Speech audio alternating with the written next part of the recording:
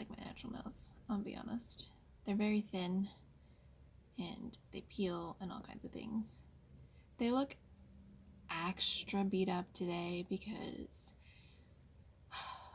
I know better. I do. But I removed my polygel improperly. So please ignore the damage that is going on.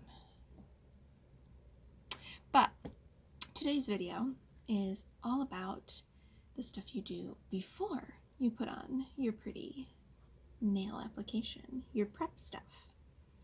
So let's talk about that, shall we?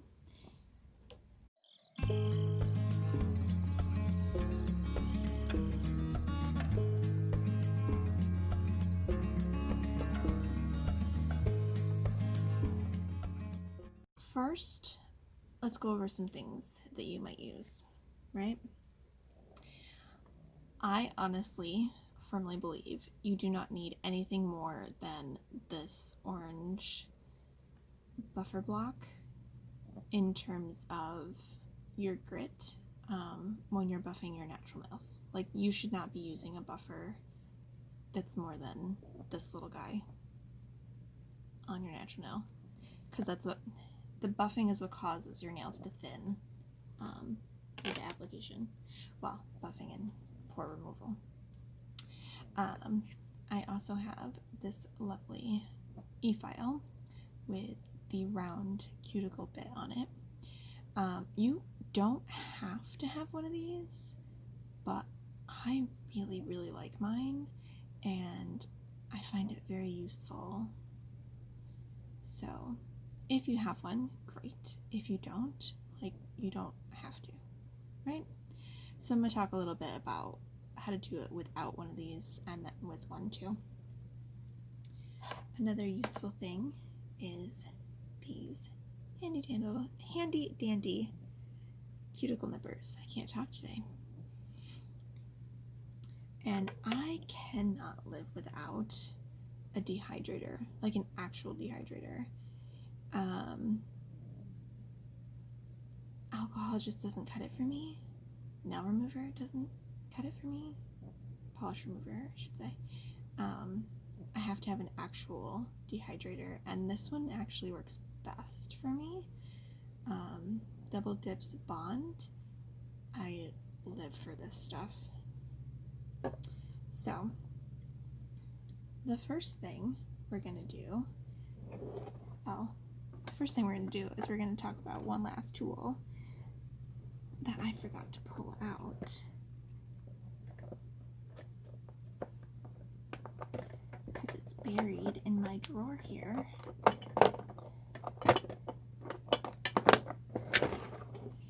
I use this handy dandy guy to push back my cuticles. He's not actually a cuticle pusher, and if you're too rough with one of these, you will beat up your cuticles and hurt yourself. But I don't actually have a cuticle pusher at the moment, and I don't like using orange sticks personally. So first thing that we do, I'll show you on my thumbnail here since it's the biggest one, right? Or something in it. So the first thing that I do, because I have extremely oily nail beds, okay, real bad, I apply my dehydrator and I kind of focus back at the cuticle because I want to dry them out a little bit. It makes removal easier. Unless you're using like a cuticle remover, which is a whole other thing. I don't personally, because I find I run into issues with lifting and things because I already have oily nail beds. So adding any kind of moisture is just a bad idea. For me personally. It might work good for you. So Anyway, I apply the dehydrator, and you'll see, like, now I actually can see where my cuticle is because it's dried out, right? And I just push that back.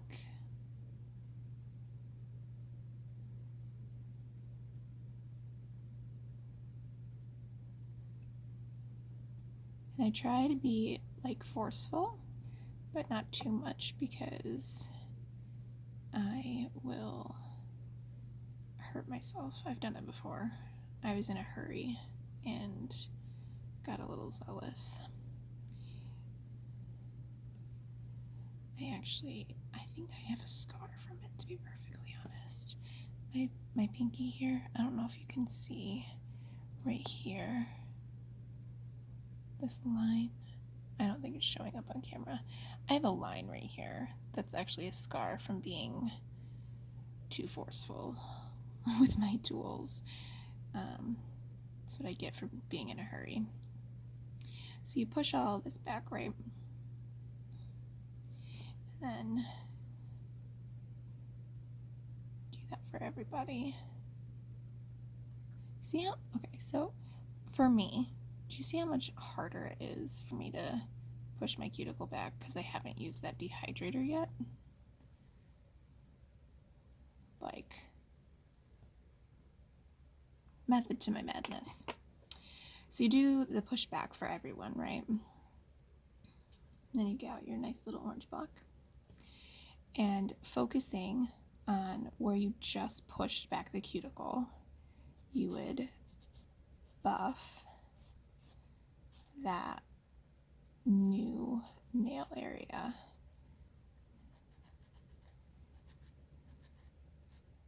In order to buff off what is called the invisible cuticle and still sticks down to your nail.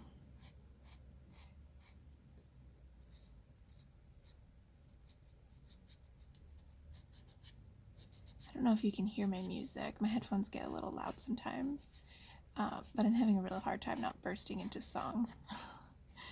I love the song that's playing.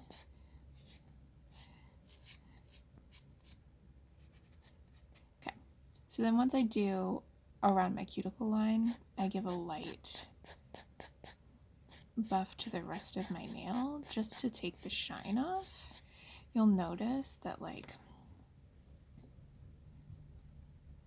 I didn't buff off any of this unevenness, old glue, nothing like that. Like, I literally just made it so my nail was not shiny. So I don't hardly take anything off of my nail whatsoever because my nails are thin to start with.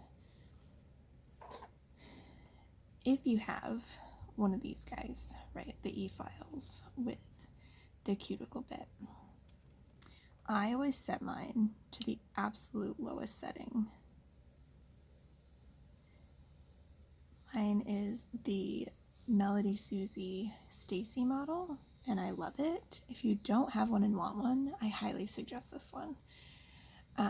Lowest setting, and I literally, okay, when you touch something with an e-file, right,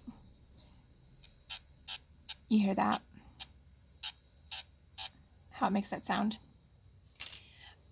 I barely touch my nail and cuticle so that that sound doesn't happen, and I'm literally being as light as possible with this. Okay, so notice how you don't get that sound. And occasionally, like, I do get a little heavy-handed with it, and then you do see, but I just go around my cuticle line and the sides because I have really, I don't know if you can tell on the camera, I have really, like, deep, thick side walls. So I just go lightly around the whole edge, trying not to touch it any more than absolutely necessary. And I always know when I'm being too heavy when I hear that sound.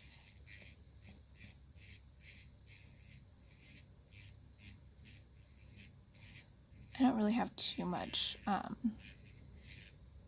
to do with the cuticle prep because I just had nails on, so my cuticles were basically done already. Right, so we do all that. And then same thing, we would go around all of these. And really, these steps don't have to be in this order. Like, you could totally take the e-file to your cuticle before you ever buff your nail. You should definitely push them back before you do any buffing. But like, whether you do your cuticles or your nail first doesn't really matter. Oh, getting a little heavy there.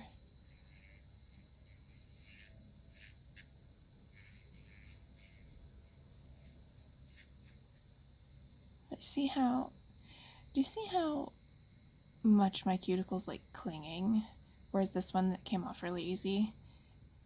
That's due to my like oily nail beds.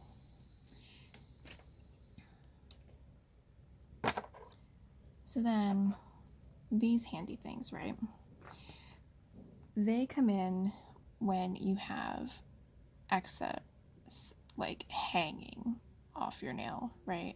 So like here, I don't know if you can see on camera, there's this little speck here.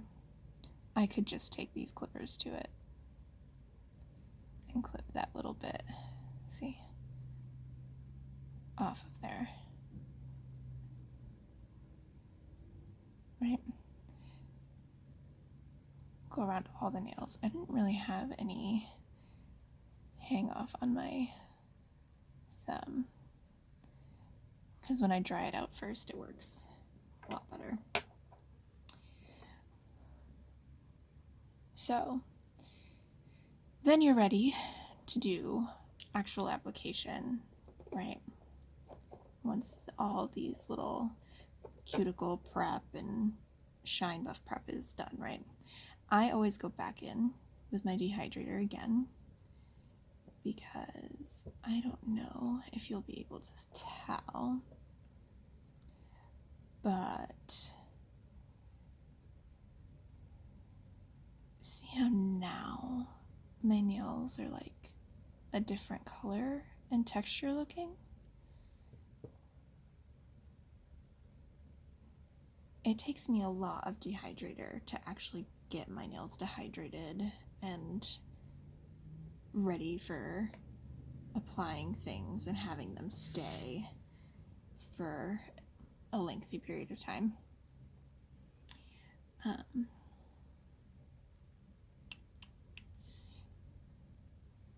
I tend to move into tip land now, and I'm actually going to do a separate video for that because I'm going to